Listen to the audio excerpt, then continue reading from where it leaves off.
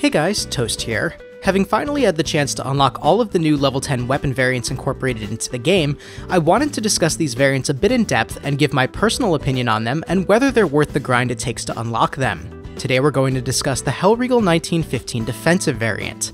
In order to unlock this variant, you need to achieve 300 kills with the Hellriegel 1915 factory variant, as well as 25 kills with AT mines. To put this into perspective, most Conquest games will result in the majority of players getting somewhere between the range of 15 to 30 kills on average. Obviously, some players will get more and some less, but in my experience, the 15 to 30 kill range is what you see across most of the scoreboard at the end of each round. Each Conquest game lasts around 25 minutes, again obviously some a bit more and some a bit less depending on the circumstances, so you're looking at roughly 10 to 20 rounds of Conquest each at around 25 minutes, or in other words about 4 to 8 hours of actual gameplay just to complete the weapon kills component of the unlock requirements.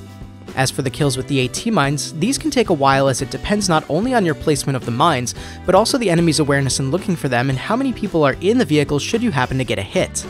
Of the secondary requirements for the new level 10 variants, this is the one that took me the longest.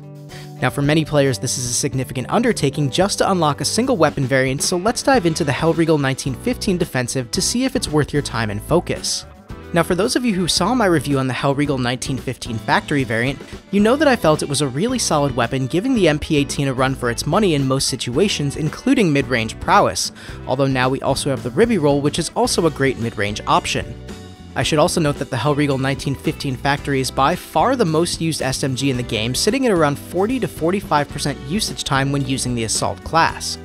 Where the Hellriegel in general excels over the other options is in its massive magazine compared to the other SMGs, and the fact that it has very easily controllable vertical recoil, making mid-range shots easier to keep on target. The weapon has the same maximum damage as all other SMGs at 23, with the same minimum damage as the MP18 at 13.5, but it also has the second fastest rate of fire for an SMG at 650 rounds per minute, which is obviously bested by the Automatico, but is 100 rounds per minute faster than both the MP18 and the Recoil. The weapon actually has the best vertical recoil of all SMGs at 0.28 degrees, but it also has a pretty high horizontal recoil of 0.38 degrees, with only the Automatico having higher horizontal recoil. The large magazine is where the weapon shines, offering 60 rounds prior to needing to reload, where the next best option is the MP18 with only 32 rounds. Now that doesn't mean that the Hellriegel isn't without its faults. It has a very long reload of 3.75 seconds with at least one bullet remaining, and 4.5 seconds if fully empty, giving it both the longest short and long reload of all SMGs. The weapon has pretty abysmal muzzle velocity at only 380 meters per second, and it also has poor hipfire spread, where even the non-trench variants of both the MP18 and Automatico are notably better. Despite the negatives though, as a whole it's a really powerful and useful weapon. Now with all that said, how does the defensive variant measure up to the factory? Well, there are actually a couple of pretty significant changes in the new variant.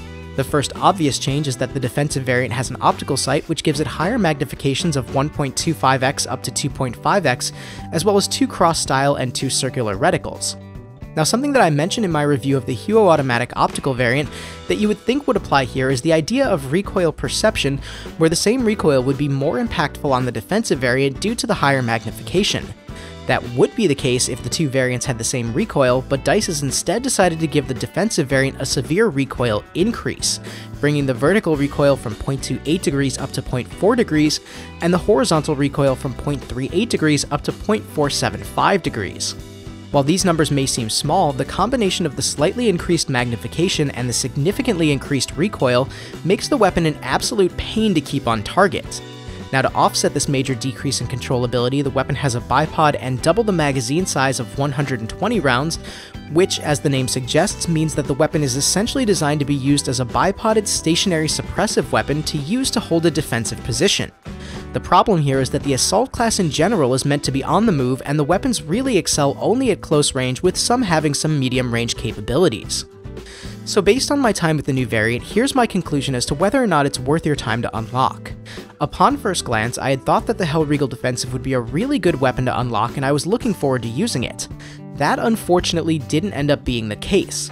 Unlike the LMGs, which are more suitable to hold down defensive positions with their higher minimum damages and better muzzle velocities, the Hellriegel defensive just doesn't have the mid-range capabilities to make it a good option to set up with a bipod to suppress enemies, as this new variant is designed to be used.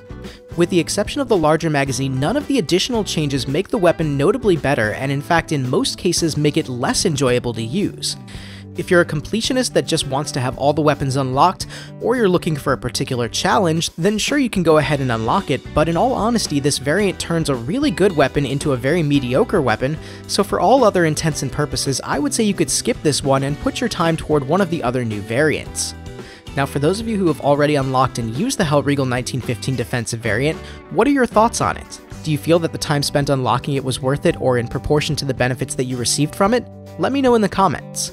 If you liked the video, please leave a like, and if you want to see more content, please subscribe. Thank you guys so much for watching, this is Toast, and I'll talk to you soon.